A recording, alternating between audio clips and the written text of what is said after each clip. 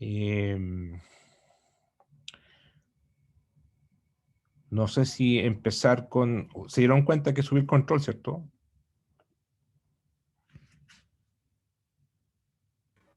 Yo sí, al menos. Sí. Bueno, voy a explicar un poco la pregunta 3.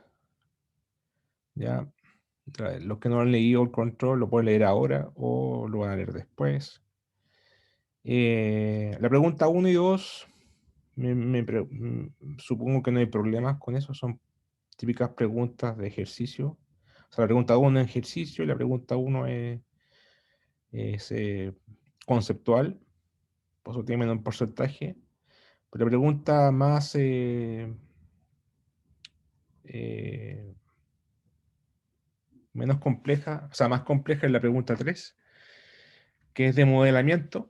¿Ya? Hay que programar el problema de que vimos la clase pasada de la litósfera que subducta en el outer rise, el abombamiento, ¿cierto?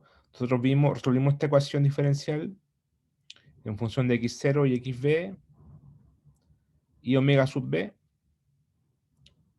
y alfa, que es la longitud de onda. La solución está ahí. Ya ustedes pueden ver los apuntes y ver la clase pasada y está resuelta.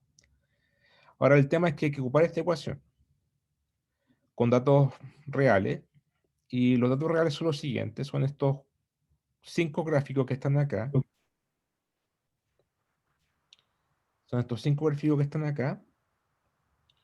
Y hay que ocupar esta ecuación para ajustar estas curvas. Ahora, si se dan cuenta, por ejemplo, voy a concentrarme en la figura 3A.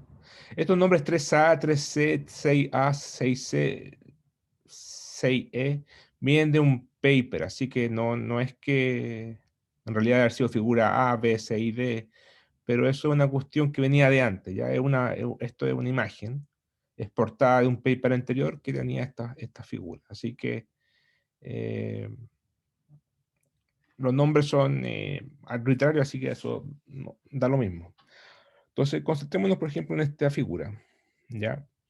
Si se dan cuenta aquí, en el eje X tenemos la distancia con respecto a la fosa. O sea, el eje X está medido con respecto a la fosa, al eje de la fosa, es decir, el mismo cero de acá. ¿Ya? Y esto es la profundidad o la altura.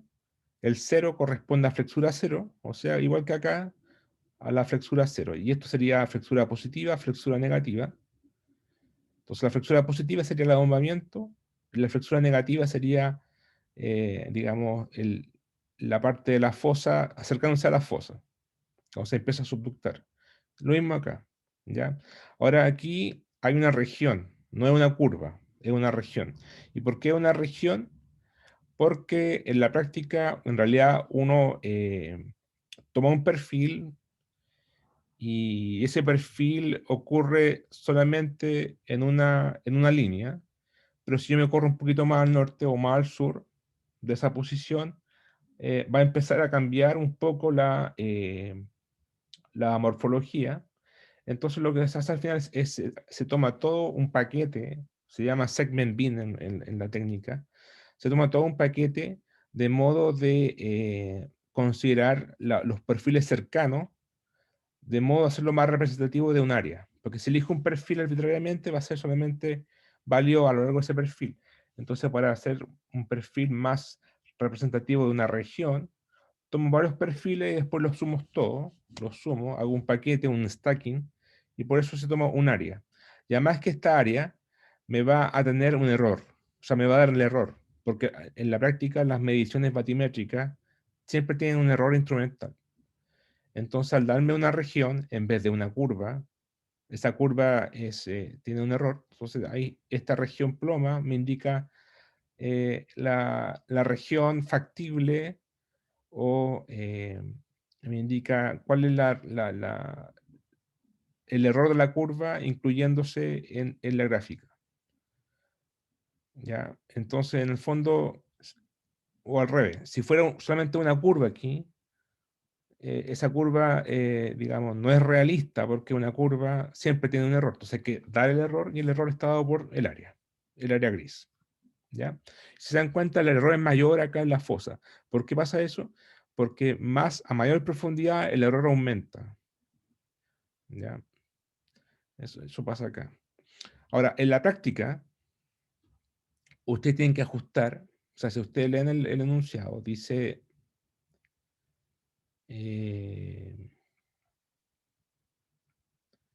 leamos el enunciado, la parte... Considere las condiciones de borde, las que vimos en clase, cuando la flexura tiene infinito, vale 0, la derivada en x sub b vale 0, y la solución está dada por eso. Y después dice, escriba la ecuación 2 en función de xb, x0 y alfa. Ya, eso es simplemente poner aquí el alfa.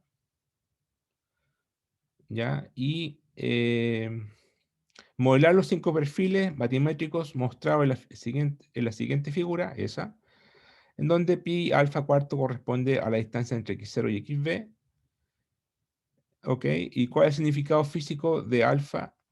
Después respondo en el informe cuál es el significado físico de alfa, que representa un valor alto o bajo de alfa. Eso lo vimos en clase.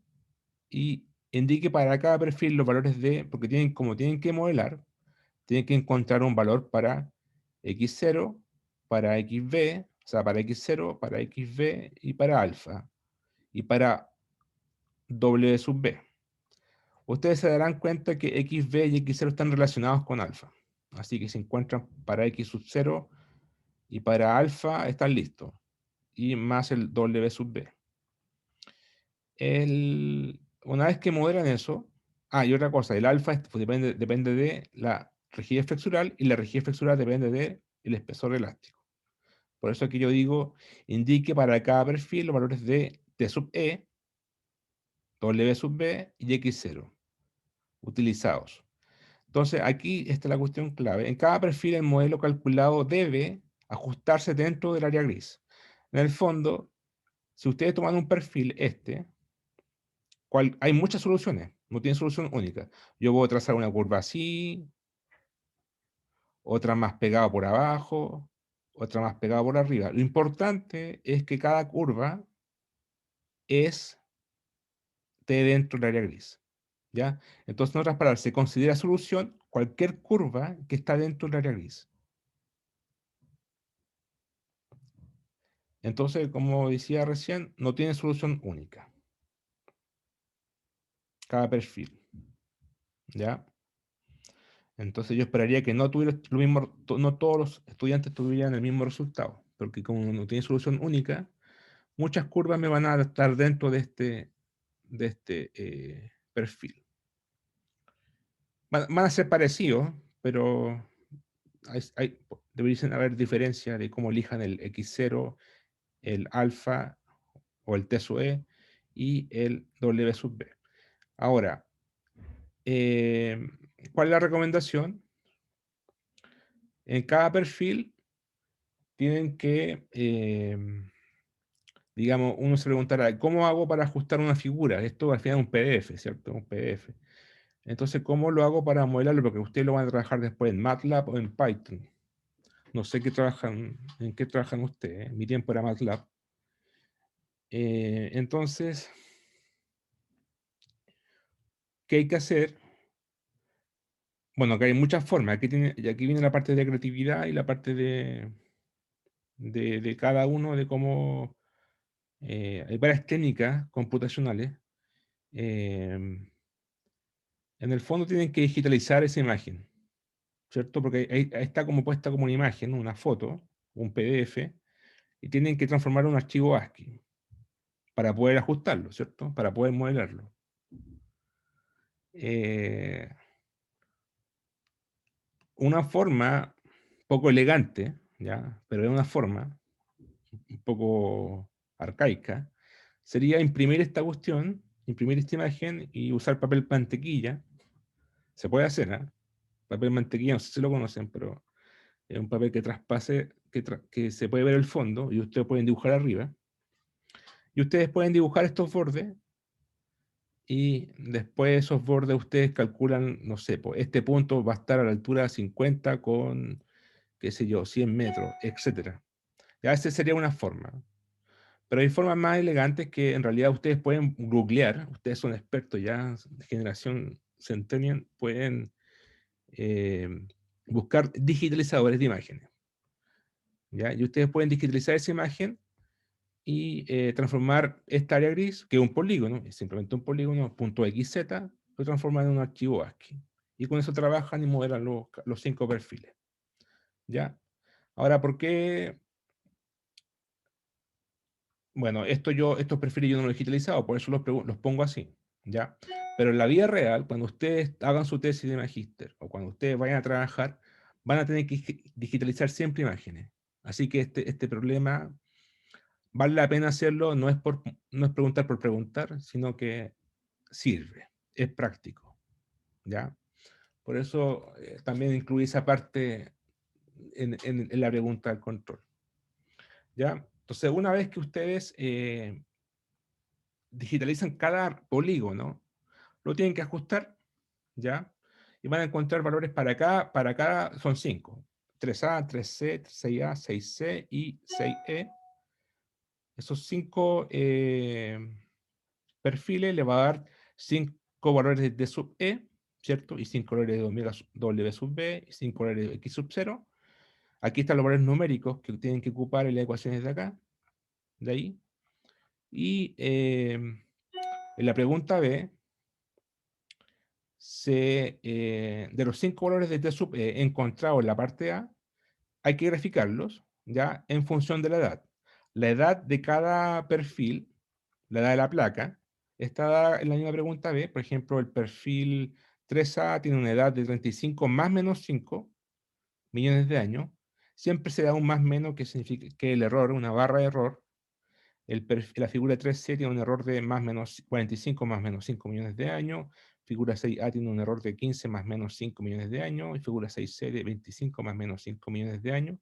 Y la última figura tiene una edad de 35 más menos 5 millones de años.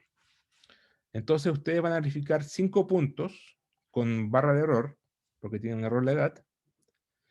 Y en función de, o sea, van a poner en el eje X, van a poner la edad, el T, el tiempo, y en el eje vertical, el eje Y, van a poner el T sub E, el espesor elástico. ¿Ya? Entonces ustedes van a tener un gráfico T sub E versus T. Y después se pregunta, grafica además las isotermas de 300, 600 y 900 grados Celsius. Ya, eso lo voy a explicar ahora. ¿Cómo se calcula las isotermas? En realidad las isotermas son una ecuación.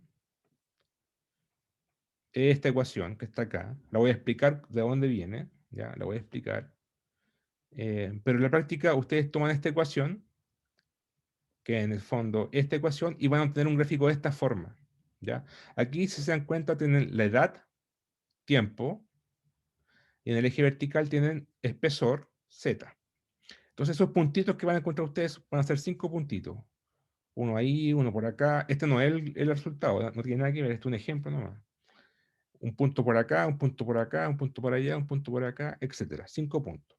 Aquí van a poner el T sub E, este es el eje T sub E o Z, kilómetros, y acá el eje tiempo. Van a poner los cinco puntitos. Entonces después vamos a graficar estas curvitas, que son estas son las isotermas, que son curvas de igual temperatura. ¿De dónde se calculan estas temperaturas? Se calcula de esta fórmula, esta que está acá. ¿Ya? Los valores numéricos están acá.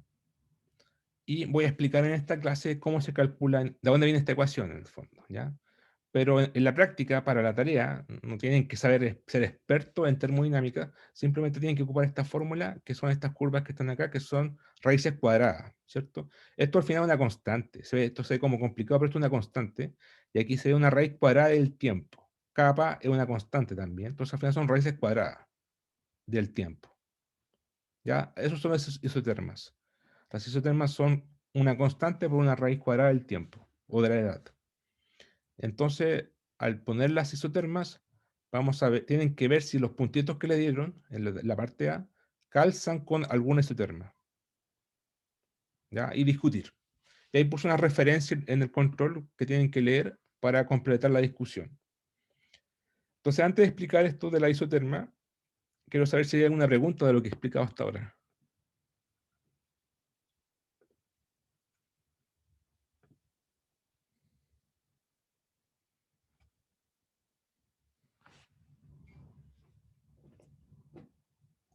Yo no, al menos todavía. Bueno, lean el control, son 2 semanas, y si tienen preguntas, mañana pueden hacerme las preguntas, o si no, bueno, siempre pueden hacer preguntas, pero mientras antes, mejor para ustedes. Así que lean desde ya el control y mañana me pueden preguntar si tienen alguna duda. ¿Ya?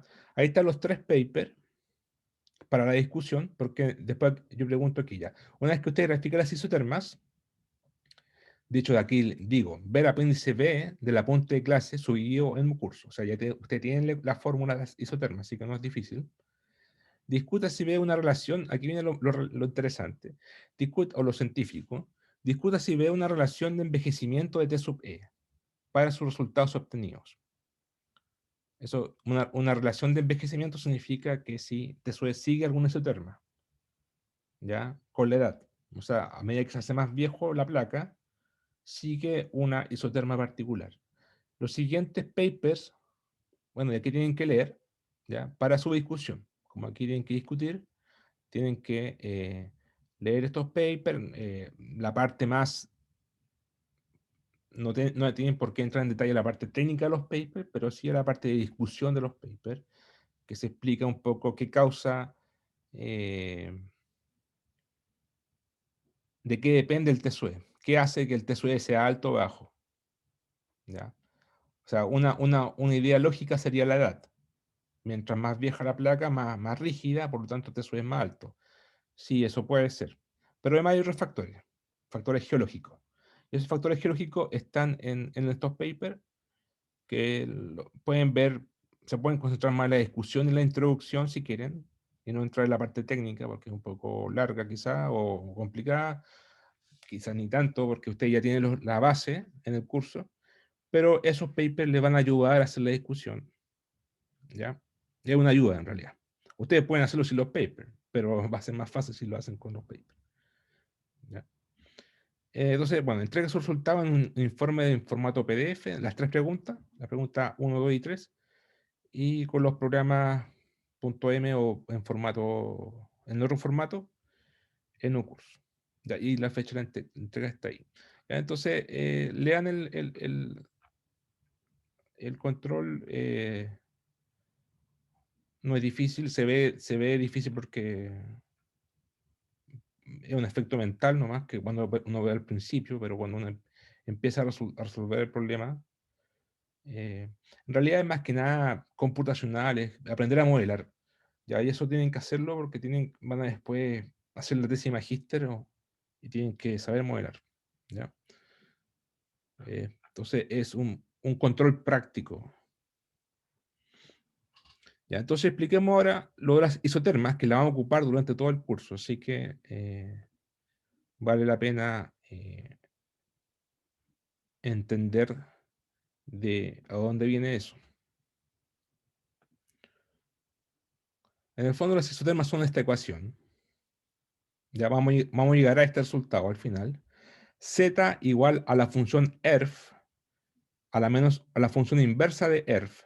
La función ERF es una función, esta es la función ERF, la voy a mostrar. Ahí está la función ERF.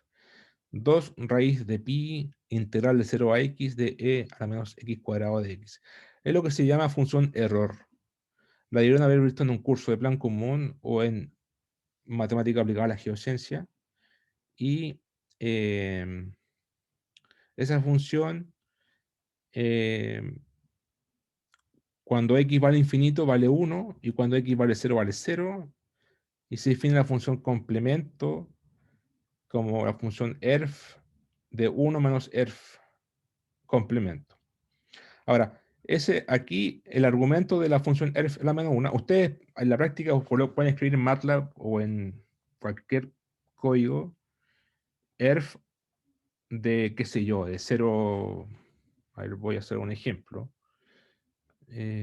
Aquí en MATLAB.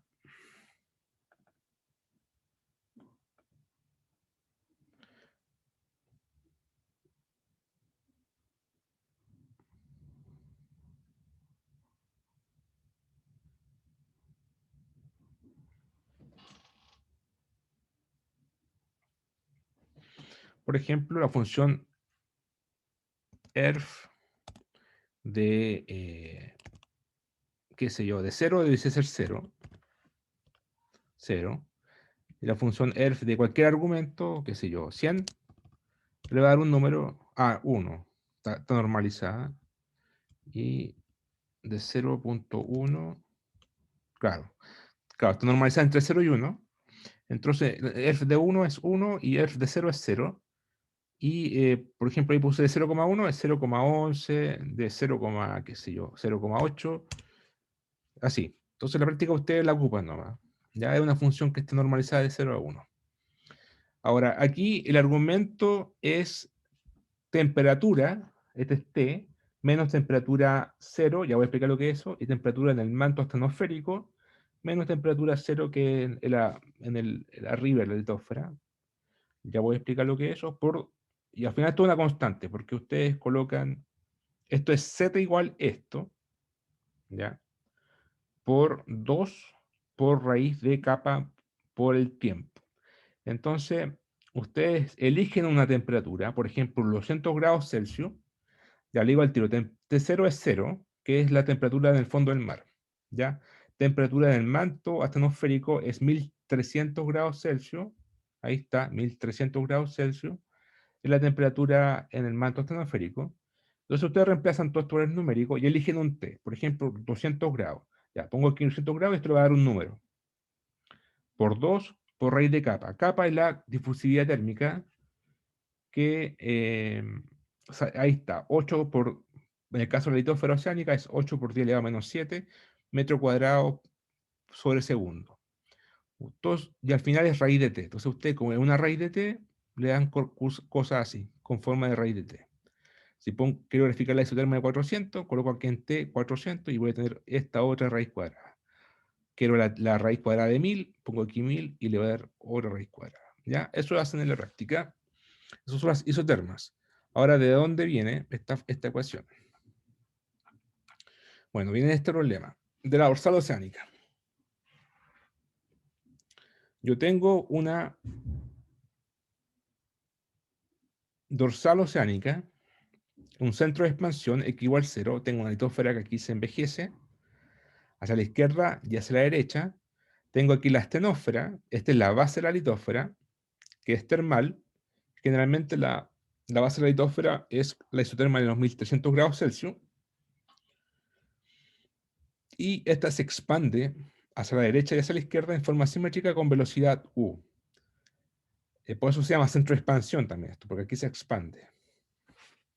¿Ya? Entonces, acá en la superficie tengo una temperatura T sub S.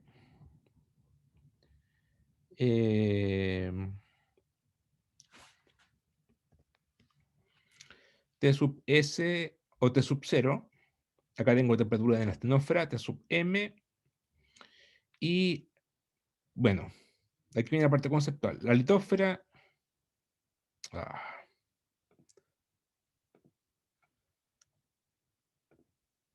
La litosfera es rígida y se mueve con velocidad u de la dorsal, mientras que la astenosfera es caliente y con baja viscosidad. O sea, con baja no, en realidad no, es con viscosidad. Es un fluido en la práctica. Es un fluido en tiempo geológico. La viscosidad no es baja, es un error, pero tiene viscosidad. La litosfera no tiene viscosidad porque es un sólido. La litosfera flota sobre la astenosfera y esto es totalmente dúctil. ¿Ya? O sea, es fluido. Entonces, esto depende del tiempo. ¿Por qué? Porque aquí hay una velocidad. Aquí nace la litosfera. Teóricamente, el espesor de la litosfera al momento de nacer es 0 y se va engrosando la litosfera a medida que se aleja de la dorsal o a medida que se envejece. Es decir, se hace más rígida con el tiempo. Ahora, en el fondo del mar, estamos acá arriba, temperatura T sub S o T sub 0. T sub S viene de seafloor, que significa fondo del mar, ¿ya? Pero T sub 0 es lo mismo. Temperatura en el fondo del mar. Eso es en Z igual 0, ¿cierto? Si estamos en Z igual 0, Z aumenta para abajo, el I o el Z es lo mismo. Aquí tenemos que en el fondo del mar tenemos temperatura del fondo del mar, que es T sub 0, para cualquier tiempo. Está lo mismo el tiempo. Eso de arriba.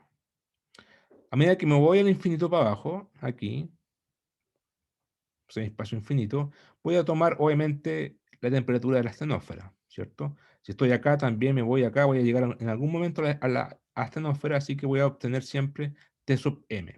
Esa es la temperatura en el semi-espacio infinito. Si estoy, ahora desde el punto de vista temporal, en cualquier z, pero en un tiempo cero, por ejemplo, aquí, tiempo cero significa aquí. Aquí nace la litosfera, aquí se empieza a envejecer. Hay que imaginarse que esto está, digamos, animado. Esto se va desplazando. Entonces, en el tiempo igual cero, aquí nace. ¿Y cómo nace? Nace con la temperatura de la astenosfera, porque este magma llega hasta arriba y aquí se empieza a cristalizar la litosfera y aquí empieza a nacer la litosfera. Entonces, al momento de nacer, tiene temperatura la astenosfera. Después se va enfriando esa temperatura, se va a empezar a bajar, a reducirse, porque se empieza a enfriar. Por eso se llama el problema del enfriamiento de la litosfera oceánica, ¿ya? Cuando empieza a cristalizarse esto, después empieza a enfriarse. Entonces, lo que vamos a estudiar aquí es cómo se enfría. Entonces, serían las condiciones de borde. Ahora, ¿qué ecuación diferencial hay que resolver? Bueno, hay que resolver la ecuación que ustedes seguramente vieron en plan común, que es la ecuación de difusión de calor, que es la que está ahí, en 2 dimensiones. También supongo que la vieron en el curso de método aplicado a la geociencia. También hay un curso de física de la Tierra, en que se ve esa ecuación.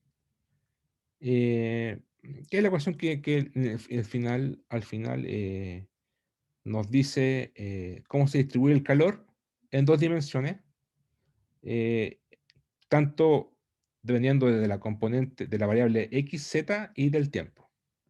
Ya, o sea, 3 variables. Esa ecuación que está ahí, la T grande es la temperatura, U es la velocidad de expansión y kappa es la difusión térmica. El primer término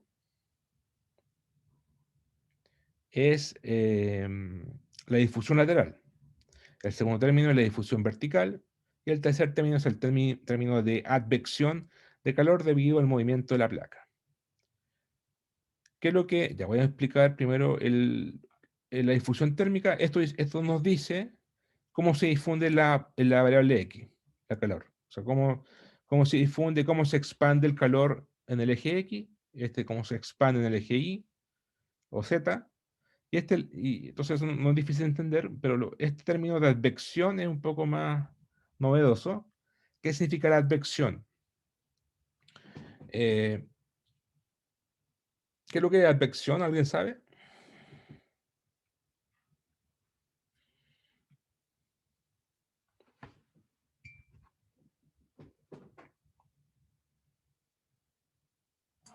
Movimiento por flujo en fluido o algo así.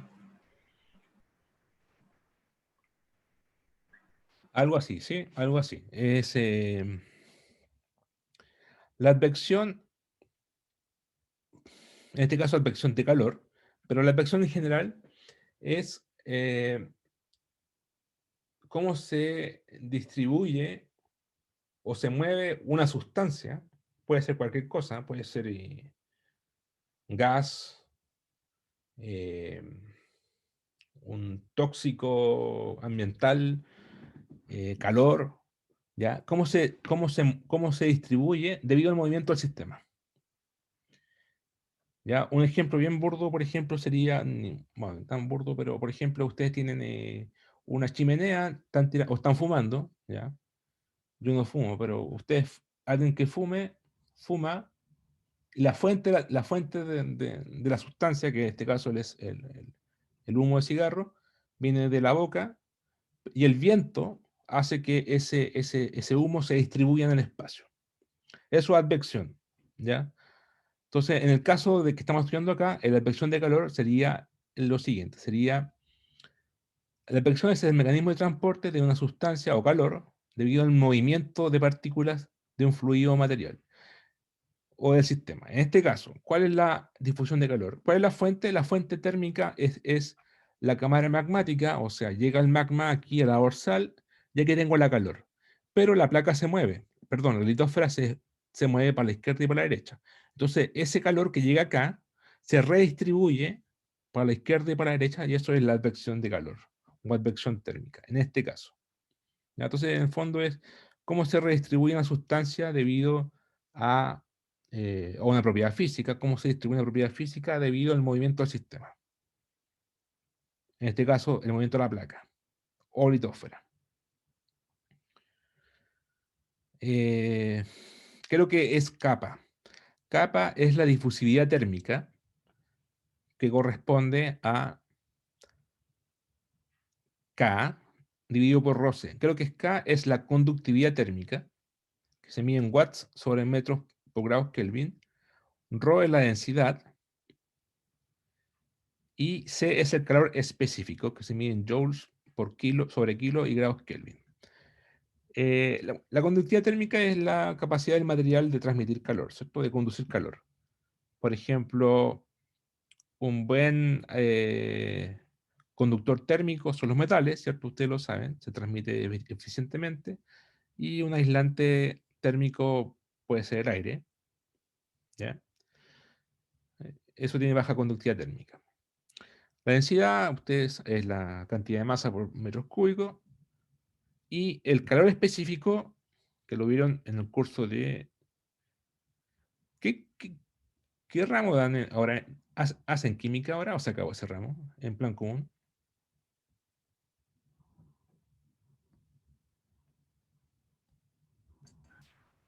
No sé, pero yo ese calor lo vi en termodinámica o en físico-química, en eso lo veo más claro. Claro, ahí se ve bien. Bueno, el calor específico tiene que ver con la energía. Es la cantidad de calor necesaria para subir en un grado la temperatura de un cuerpo. O sea, representa la cantidad de calor, ¿ya? De calor necesaria para subir en un grado Kelvin la temperatura de un cuerpo. Ya entonces, por ejemplo, no sé, subir la temperatura de un material rígido debe ser más alta que de un material más débil.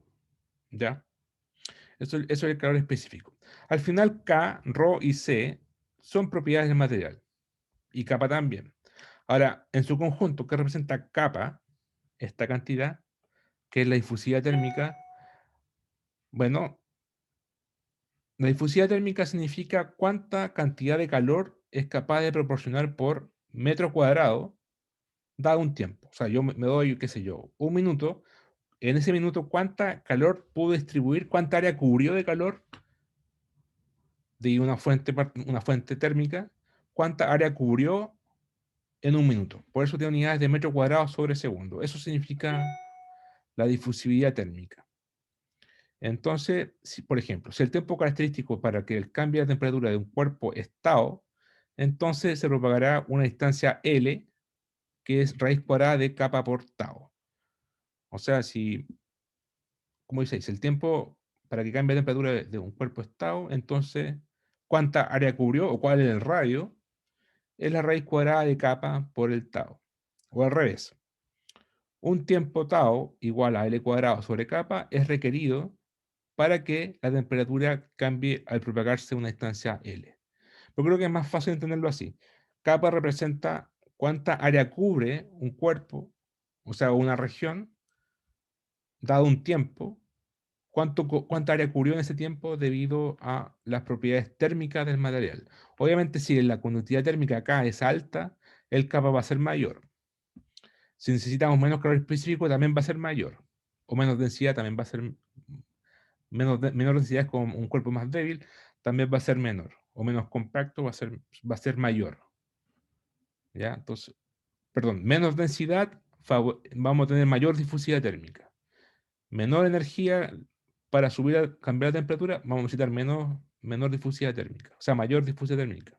¿Ya? Esta es la ecuación que nos dice, eso es la difusividad térmica, ¿ya? Es más que nada que nos dice, dadas las propiedades físicas del material, qué tan eficientemente se difunde el calor dado un tiempo. ¿Ya? Eso es el kappa. Y ese término de acá, este sería el término advectivo, esta es la difusividad, la difusión en X y la difusión en Z. Entonces hay que resolver esta ecuación.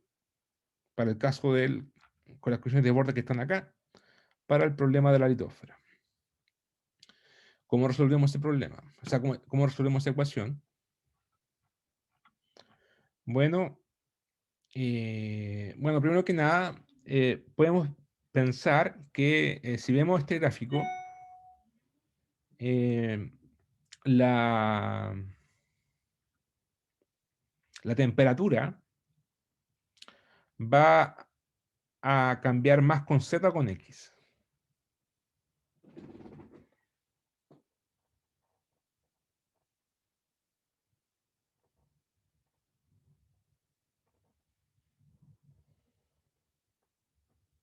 En este problema.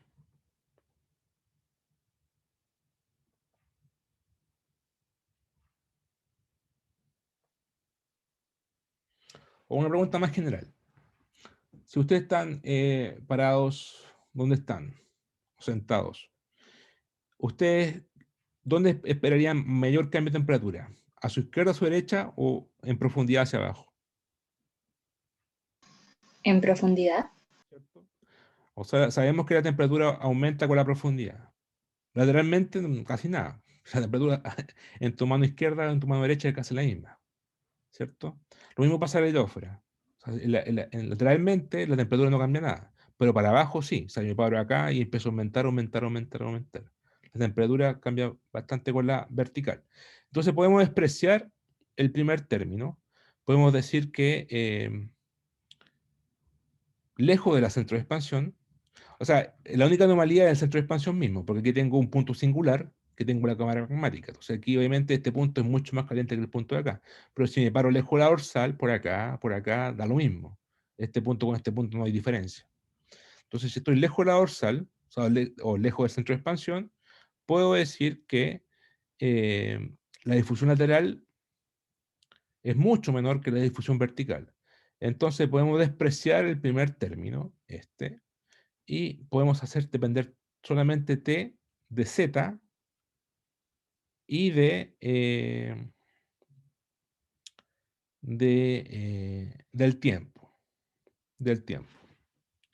¿Ya? En términos de segunda derivada, ¿ya?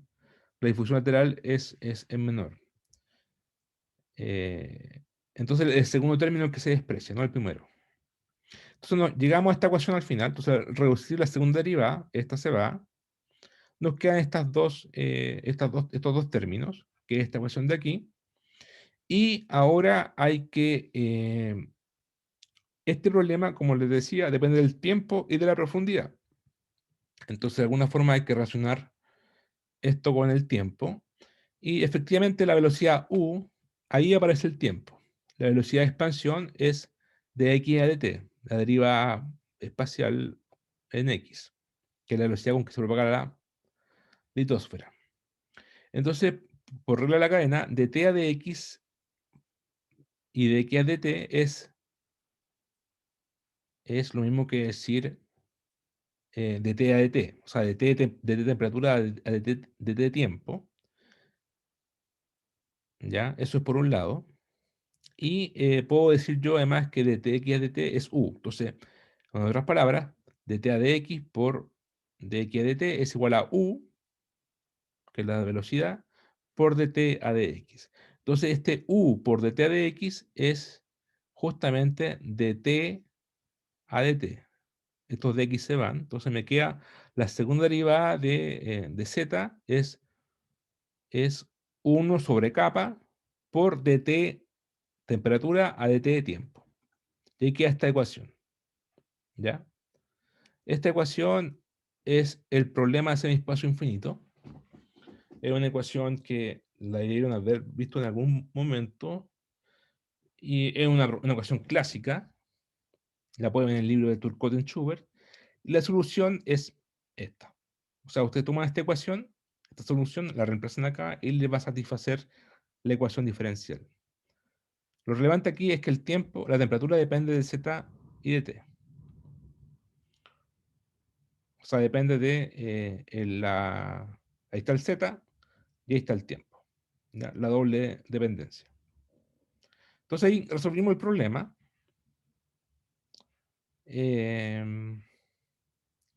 La función ERF es esta ecuación de acá.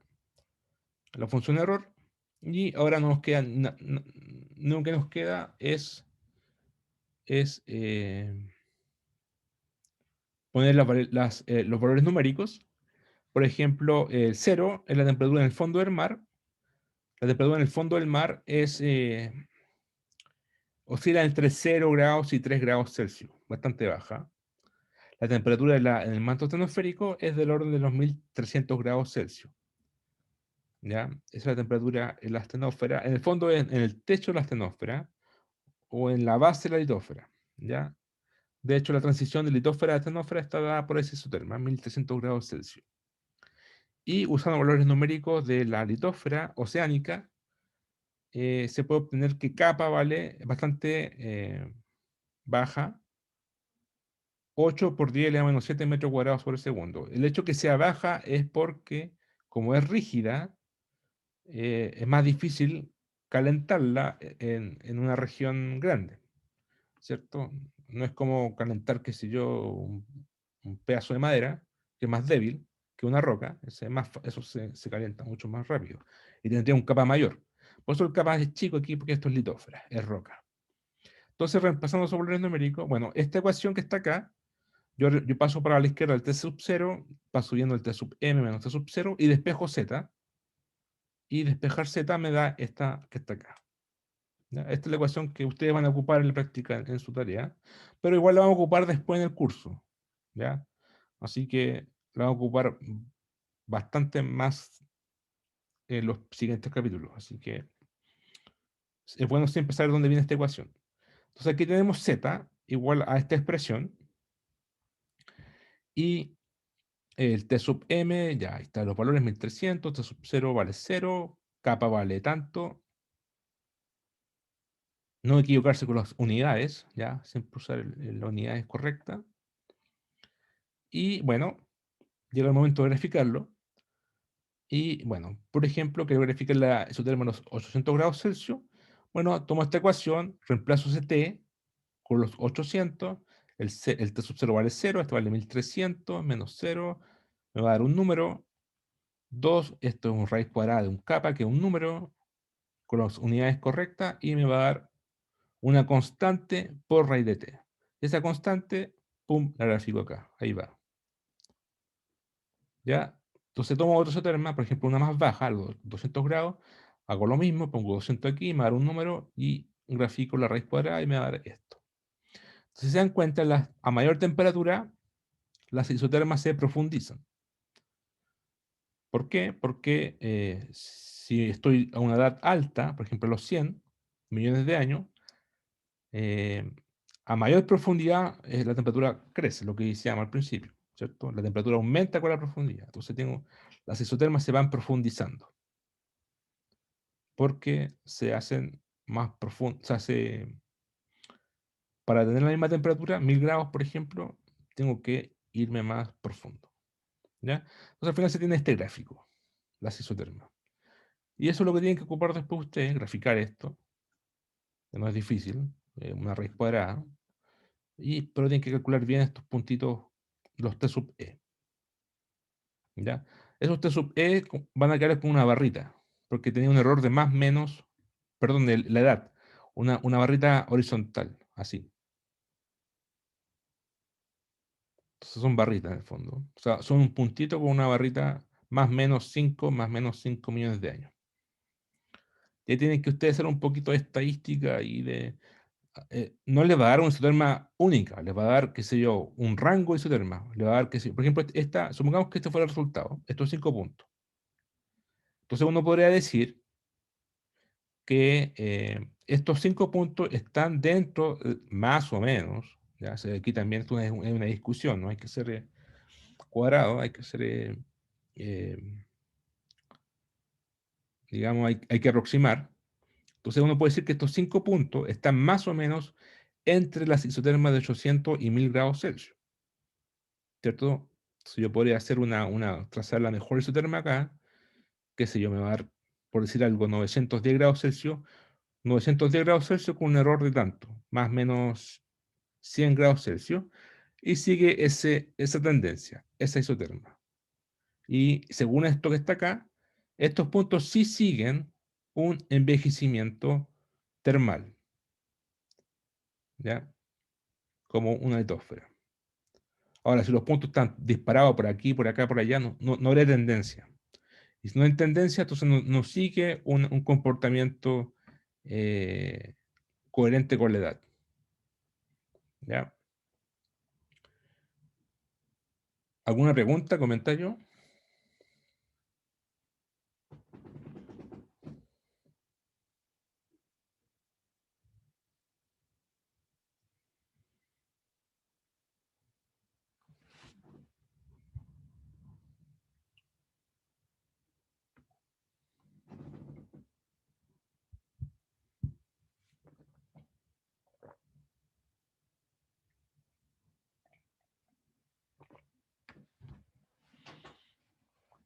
No, profe. ¿Está todo claro? Yo al menos creo que sí por ahora. Bueno, entonces lean el control, empiezan a resolverlo. Es un control, ya no, háganlo desde ya, son 2 semanas, no es difícil para nada, pero tienen que dedicarle tiempo y hay descuento después por atraso, ya, entonces no, no lo dejen a última hora, ya, y, y bueno, resuélvanlo, ya. Mañana podemos conversar más del control y si no hay más preguntas, empezaríamos con el siguiente capítulo del curso, que es fallamiento, ¿ya? Que es fallamiento de la litósfera. Profe, ¿Sí? solo para entender un poco, es que no estoy muy familiarizada con las evaluaciones aquí en la U. ¿Ese descuento se aplica sobre a la nota máxima a optar o a la nota que así como calculada por la respuesta? No sé si se No, entiende. a la pregunta, a la nota final. Ah, ya, ya, súper. Pero en 2 semanas sacan de más, ¿ah? De más. No, no, claro, claro, pero no tenía claro eso de la nota. Gracias. Ya, pues entonces, Profe, ese archivo que tiene allí, ¿de dónde? este que está aquí de la temperatura, ¿Es del apunte? sí, ahí está. Ah, Usted ya. van al apunte que lo subí al principio del curso. Sí. Apéndice B, está como en la página 167, está al final del apéndice. Ya, ok. O Sí, sea, como del veía que apunte. salía Del como un apunte. solo capítulo, pensé que era otro. Sí, no es un apéndice. Ah, ya, ok. Gracias.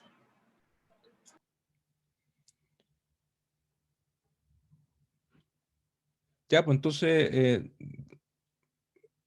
tratan de leerlo, por lo menos leer el enunciado bien, y mañana puedo conversar más del control.